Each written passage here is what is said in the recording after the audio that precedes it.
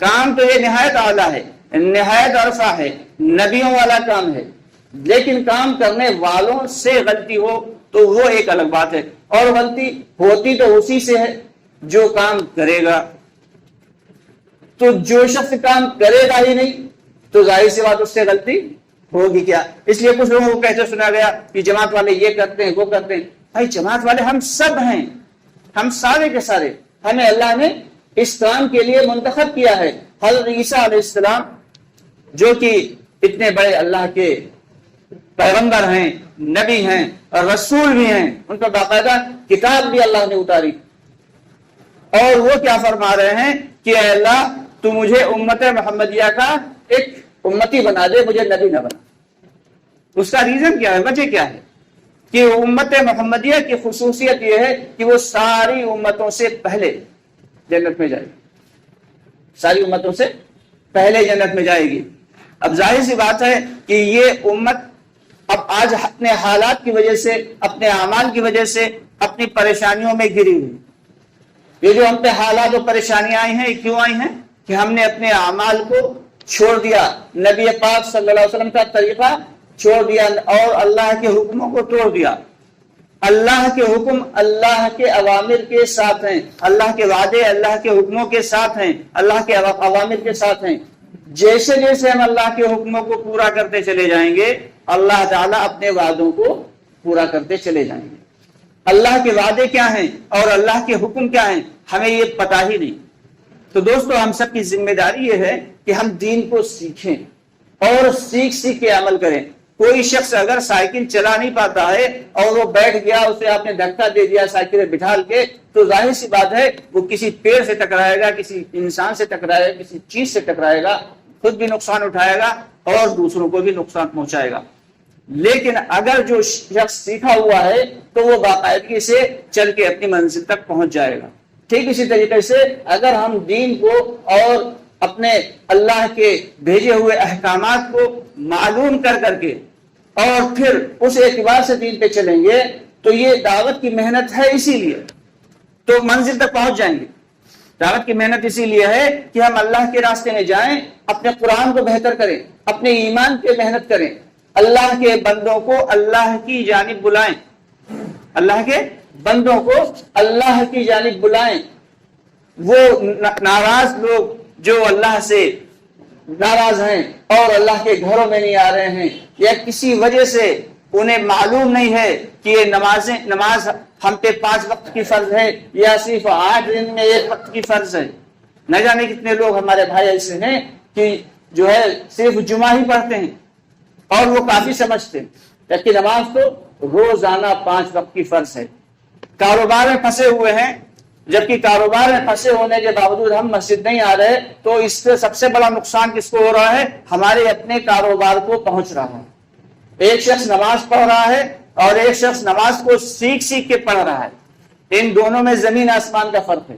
دعوت کے کام کی محنت میں چاہا یہی جا رہا ہے کہ ہماری نمازیں بھی بہتر ہو جائیں، نمازوں کو باقاعدہ ارکان، نماز کے ارکان کیا ہیں کہ ہمیں نماز میں نیت کیسے باندھنی ہے، ہمیں نماز میں رکوع کیسے کرنا ہے، سجدہ کیسے کرنا ہے، کھڑے ہوں گے تو الحمدللہ شریف جو ہم الحمد شریف پڑھتے ہیں کیا وہ صحیح ہے؟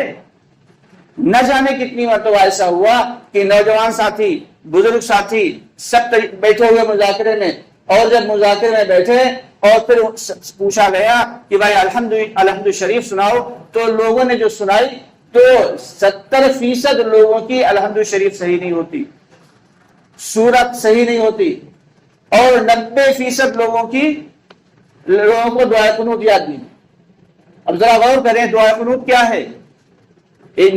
وتر کی نماز کا ایک جز ہے، یعنی عشاء کے بعد جو وتر کی نماز پڑھی جاتی ہے تو اس کا ایک اہم جز ہے، واجب ہے، اور جو شخص وتر میں دعائے قنوت نہ پڑھے تو اس کی ایک وقت کی نماز گویا کی چلی گئی۔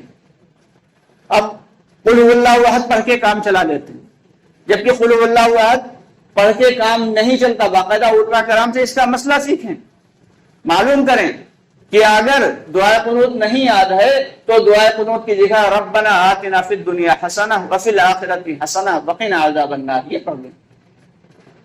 یہ پڑھ لیں گے تو دعائے قنوت، لیکن دعائے قنوت کو سیکھتے رہیں، اتنا کافی نہیں ہے۔ کسی شخص کو یہ دعا بھی نہیں آتی تو اس نے وتر کی نیت باندھی اور وتر کی نیت میں تیسری رکعت میں قل هو اللہ احد یا کوئی بھی سورت ملا کے الحمد شریف کے بعد پھر اللہ اکبر کہہ کے جب ہاتھ باندھیں گے اور ان دعائے قنوت بھی نہیں آتی، ربنا آتنا بھی نہیں آتی، تو پھر کیا کہیں گے؟ تو علماء کرام کا متفقہ فیصلہ ہے کہ وہ شخص 3 مرتبہ یا ربی یا ربی یا ربی کہہ لے، یہ 3 مرتبہ کہہ لے، انشاءاللہ اس کی نماز ہو جائے گی، لیکن دعائے قنوت سیکھتا رہے، اسی پہ جو ہے اکتفا نہ کرے، سیکھتا رہے۔ تو ہمارا وضو صحیح نہیں، کہتے ہیں کہ جنت کی کنجی نماز ہے اور نماز کی کنجی وضو ہے۔ وضو، رکوع اور سجدہ، یہ 3 اہم چیزیں ہیں نماز میں، یہ 3 اہم چیزیں ہیں۔ نماز کے ریئیکشن بھی ہوتے ہیں۔ اب کہتے ہیں نماز کا کیا ریئیکشن؟ نماز سے تو فائدہ ہی ہوتا ہے، نماز کا ریئیکشن بھی ہوتا ہے۔ ایک شخص جو ہے اس نے جو ہے برے طریقے سے جب وہ نماز پڑھتا ہے، باقاعدہ حدیث میں ملتا ہے، جب وہ برے طریقے سے نماز پڑھتا ہے اور صحیح انداز میں نہیں پڑھتا، جلد بازی میں پڑھتا ہے، وضو بھی ٹھیک سے نہیں کرتا، وہ نماز اس کو بد دعا دیتی ہوئی جاتی ہے کہ اللہ جیسے اس شخص نے مجھے برباد کیا تو اس کو برباد کر دے۔ اب اندازہ لگائیے کہ جو عمل اس نے کیا وہ عمل اس کو بد دعا دیتا ہوا جا رہا ہے۔ تو اور فرماتے ہیں کہ اس کی نماز جو ہے اس کے سر سے ایک بالش بھی اوپر نہیں اٹھتی، بلکہ پرانے کپڑے کی طرح لپیٹ کے اس کے منہ پہ مار دیا۔ اور جو شخص اہتمام کے ساتھ وضو کرتا ہے، نماز کو سیکھتا ہے، الحمد شریف سیکھتا ہے، نیت کیسے باندھنا ہے اور رکوع کیسے کرنا ہے، سجدہ کیسے کرنا ہے، یہ باقاعدہ سیکھتا ہے، اور پھر سیکھ کے تحیات وغیرہ سیکھ کے اور پھر سکون کے ساتھ اطمینان کے ساتھ نماز پڑھتا ہے، تو نماز اس کو دعا دیتی ہوئی جاتی ہے کہ اے اللہ کہ جیسے اس نے میری حفاظت کی تو اس کی حفاظت فرما۔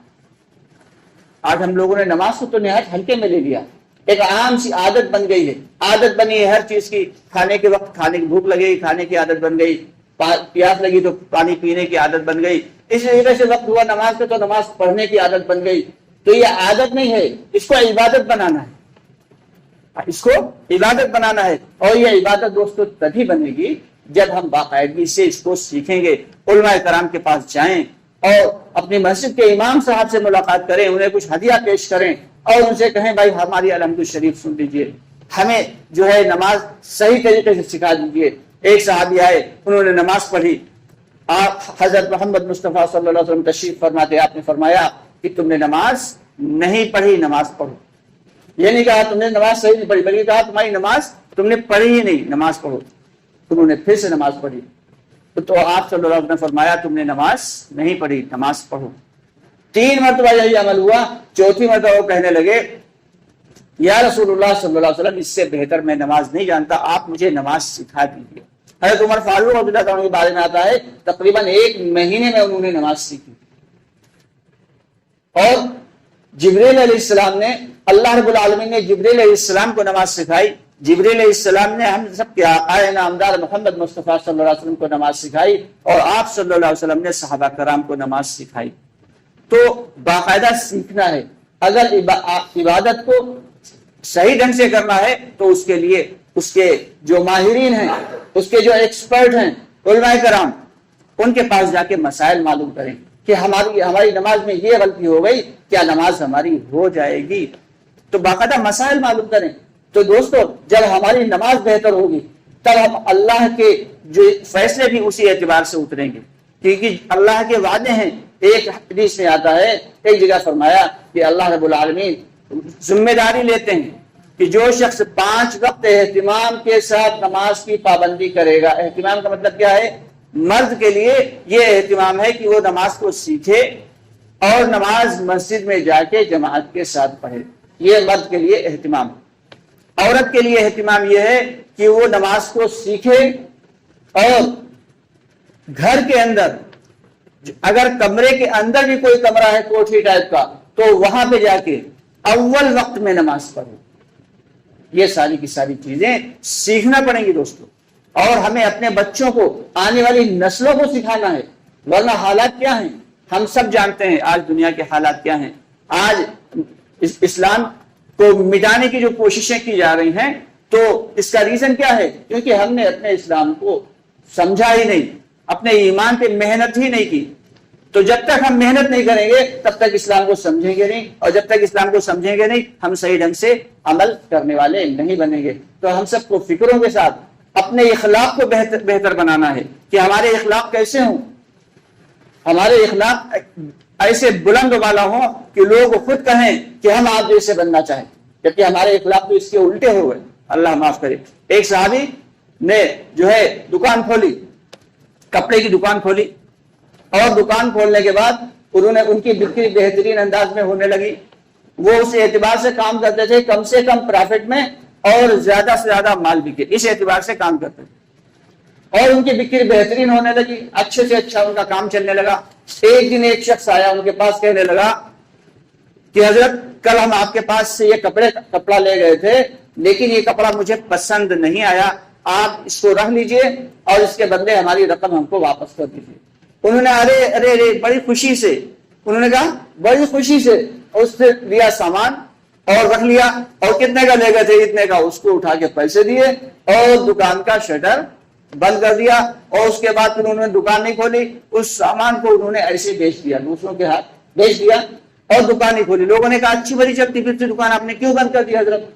کہنے لگے دکان میں نے مال کمانے کے لیے نہیں کھولی تھی، وہ دکان تو میں نے اس لیے کھولی تھی کہ میں نے آقا انعامدار محمد مصطفیٰ صلی اللہ علیہ وسلم سے سنا تھا کہ کوئی تاجر جب ایمانداری سے تجارت کرتا ہے اور کوئی شخص مال واپس کرنے کے لیے لائے اور خوش دلی سے وہ واپس لے لیتا ہے تو اللہ رب العالمین اسے جنت میں ایک محل اس کے لیے تعمیر فرما دیتے ہیں۔ یہ حدیث مجھے یاد تھی، اس حدیث پہ عمل کرنے کے لیے میں نے دکان کھولی۔